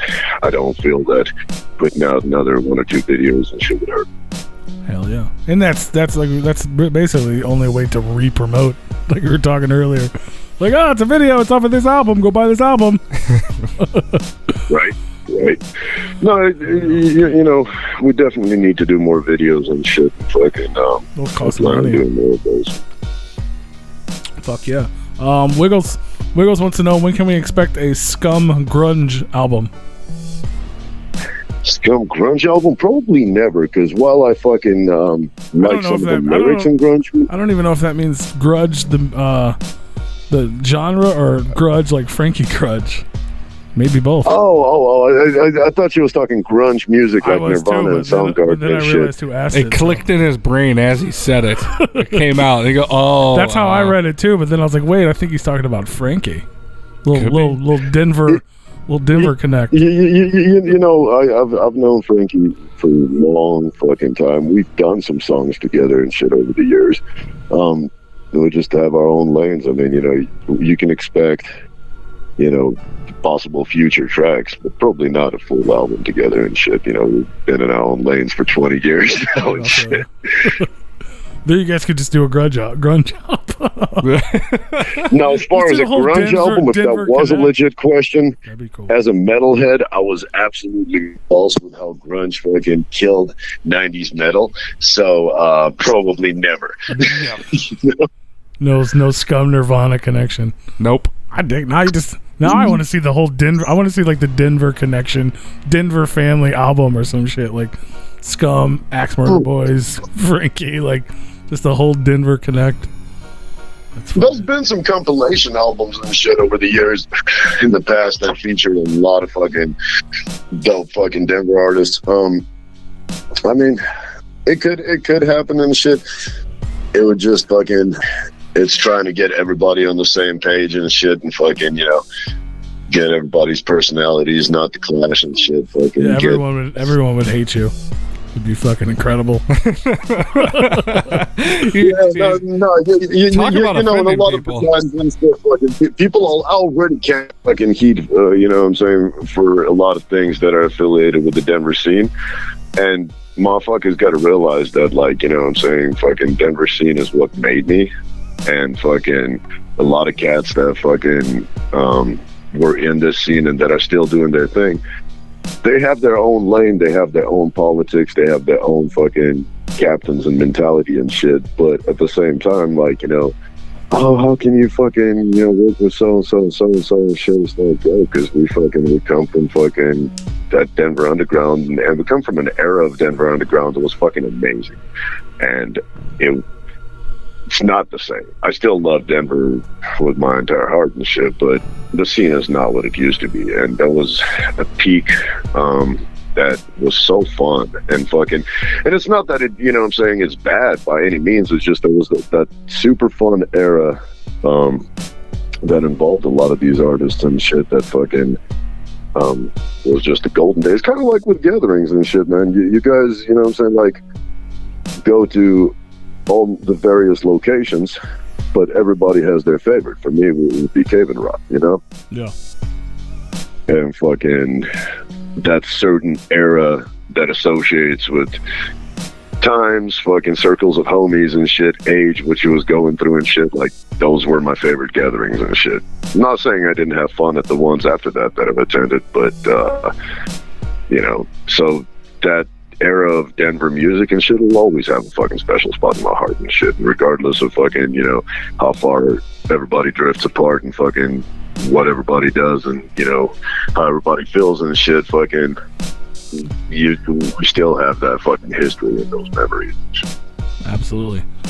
Had a couple more, but speaking of that, what is there in the world of lyrical stuff and festivals, concerts, are you thinking we can expect anything with like Gorefest or Black Christmas or any of the I don't know. If we, to be honest, I mean, I still have not fucking hexed the hope. The beauty of Gorefest and the one advantage that we have over, you know, say Gathering or some of the other festivals that are more time frame oriented, that are always in the summer or always in the fall. Gorefest started in February, and Gorefest floated around the calendar and shit. We just, you know, as long as we had one during that year and shit, that's all that mattered. So it ain't over until it's over. Like, if I fucking have to combine Gorefest and Black Christmas and do it in December, just because the shit reopens by then, fuck yeah, I'm gonna do it. And, you know, if it doesn't happen, it won't be for the lack of want or the lack of try. Hell yeah. So if there is a way, it shall happen. So stay tuned for that. Correct. Like, you know, we at least, that's why a lot of the times people are like, well, you ain't made an announcement. I'm like, I can't make an announcement. I don't fucking know. I have not, you know, we have not as a label made a decision not to have it this year. We just don't know if we'll be able to have it this year. So time will tell. If they allow it, it shall happen. Blades Dark says whoop whoop, stay healthy, and you can definitely hit him up if you need to make some music videos. For sure. That's the homie and shit. Fucking glad same for him and shit. None but love, brother. What else? Well, what can we expect that you can talk about for LSP for the rest of the year? I know there's some secret stuff and things you don't want to announce yet, but what are the things we can look forward to? As far as what's for sure coming, I mean, you know, we got the Beast Mode Warriors album and shit, the Apex Predators dropping, that's for sure dropping. Final Death for Told album, that's for sure dropping. Donnie Man has debuted, for sure. As I already mentioned, you know, I'm not necessarily avoiding this. When do you guys have the interview with Damien scheduled? The 24th? I think 24th. Okay, that might be after fact. Well, right? There is some major fucking Dark Half news and shit fucking that we already partially announced. Partially, you know, it'll be more officially announced in the next few days and shit. But you can definitely anticipate some new Dark Half, and that's coming for sure. You can absolutely fucking anticipate a new Insane Poetry release later this year and shit. And possibly part 2 of MMMFD. There's a lot. We'll just leave it at that, but that doesn't mean that there's not more projects being worked on. I just fucking hate announcing a project and then say something fucking happens, we get delayed or touring resumes out of fucking nowhere, and then comes out in February and somebody's going to be putting me on blast. And SCUM said, you said it was coming in 2020. That was full of shit. Worst case scenario, if touring comes back and some project you announce doesn't come out, just put it up for pre-order at the end of December and be like, I meant it was going to be available for pre-order, motherfuckers. right. But no, I mean, there's so much dope shit still dropping that fucking, like, just fuck with us on social media. We're always interacting with our people and shit. There's always some news that I might not know about today that is gonna fucking, tomorrow is gonna be the big fucking thing that's happening for LSD. So just fuck with us online. That's the beauty of the fucking social media and the internet and shit, as much as I fucking hate it sometimes. That you can keep up with your people and what they're doing. You know, fucking, if you had to physically call everybody and let them know what's cracking, like back in the day and shit, would be a whole lot less informed and up to date. Hell yeah. So stay tuned to all the social medias. Make sure you check out gorehop.com. Obviously tune into Replicon Radio. We'll let you guys know what's going on. And right now, just head on over and buy the Out With The Old double disc. I got one more question for you, man, because we asked all of our guests. I'm sure we asked you last time, but we don't remember last time. Essentially, you got 3 records, man, that just you could not live without. They either inspire you as an artist, inspire you as a person. You know, maybe they help you get through something. I can't imagine Scum crying in his car, but maybe he does, and he listens to this record. Whatever it may be, just 3 records. Probably that new Taylor Swift. That you just cannot live without. What would they be? Oh, shit, man. That would be so hard because it's way more than 3. Music is such a fucking big part of my life. It would be fucking... That would be hard and shit. I mean, fucking... It's similar to fucking, you know, if you're stranded on a deserted island, you can only take 3 with you and shit. That would be fucking... I'd probably have to strategically break it down into genres and take, like, I don't know, fucking Close Casket or something and shit, fucking, for the wicked shit and fucking horrorcore. Take fucking... probably Slayer's fucking South of Heaven. You know, for the fucking, that classic fucking metal era and shit. It would really be hard, man. I mean, look, I feel it's definitely the hard. Sickness and shit. Fucking there's just there's too many. There's really fucking, like, I would have to go by genres, but I just named, you know, at least 3. Ishan Close Casket, Brother Lynch Hung Season of the Sickness, and fucking Slayer South of Heaven. There you go, perfect. Yeah, it changes all the time, but you know, it's a good mix. I lied. There's a bunch of questions I didn't get to. I'm sorry to everybody who had any other questions. I do want to ask this one because he asked a bunch and I didn't get to it. Noah Johnson wants to know, what does the Gore father like to do when he's not making music? Man, you know, once again, depends on shit, man. Like, fucking, like, spending time with my kids. I like traveling and trying food with my wife. I like fucking reading and shit, fucking watching all sorts of fucking weird movies. Fucking, I like, you know, playing with my dogs. Fucking, I mean, I have a normal side. I'm not always butchering babies. That's only 90% of, you know what I'm saying, what I do. There is 10% that's fairly normal and shit that enjoys fairly normal activity. Fuck yeah. There you go, man. Well, that's a great answer. Well, we're gonna play a little bit of music for everybody. If you're on the YouTube channel, the stream will stop because we don't play music on YouTube because they don't like that. So if you're listening to the replay or you're listening live on the website, nothing changes. I'm just going to tell you what I got here. If you want me to add or change anything, let me know. Or if you got a fun story, I got Clean Up from the new record featuring Damian Quinn and Donnie Menace. Tales from the Freezer, which hopefully we'll get the Jaegers in the Freezer remix. F You All, I Hate Me Too, Soul to Keep, featuring our brother Frodo. And then Let the Sleeping Dogs Lie 2020 with Buckshot and IP. I'm with it. I would say All those are dope and shit, fucking. But if you can throw in one fucking short one and shit, that'd be Die Young. And that was, I think, the last song that we did for this fucking album. That was the most recent one, edited before the album made the final cut and went to press. And that song goes out to all the motherfuckers that are saying that we're too old to be doing this shit and fucking, you know what I'm saying, kind of contradicts with the old guy. And you know what I'm saying, time has to change and you have to make room for the fucking next generation. But at the same time, you motherfuckers ain't pushing us out of this fucking game. So, fuck yeah, fuck that song is for them. There you go. What is it out with the old now? I think you said Die Young. Die Young, There yep. it is. Track number 2 on the solo disc. Gotcha. Cool, awesome, man. Well, obviously Shout you already out know to you're part Devereaux, who produced it. Hell yeah, Devereaux. I was gonna say, you know, you already know you're part of the Replicon family, man. So I don't have to re-welcome you, but you're always family here. We appreciate you taking the time to hang out with us again for the first time, and we promise it won't take that long the next time because I know you guys are fucking just murdering it. So we already have a lot to talk about, and we're just finished talking. Well, shit, I'm looking forward to next time we chop it up, fucking be it a Replicon radio show or be it us hanging out in person. Hell yeah, whichever comes sooner. Absolutely, brother. Well, much love to you, and we'll definitely talk soon, brother. Yes, sir. Always a pleasure. Shout out to all the LSP family worldwide listening. Hell yeah. Peace out. We'll be back after the music.